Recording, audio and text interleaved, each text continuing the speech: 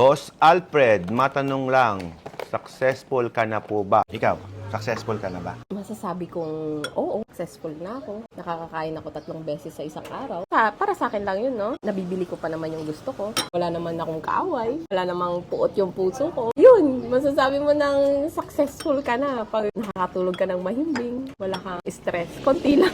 Depende sa tao yan. Kung ano ba yung objectives mo sa buhay. If you are Okay. satisfied, then you are successful. Okay. If not satisfied, yon hindi pa successful yon. Pero ano man ang estado sa buhay niya, mayaman ka man, mahirap ka man, May sasakyan ka man. wala ka mang kasakyan, Sasakyan. masasabi natin successful ka kung masaya ka sa mga bagay na meron ka. Yes. Yan ang definition ng success. Kung masaya ka, At kung walang puot yung puso mo. siguro in a material way, masabi ko na hindi ako successful.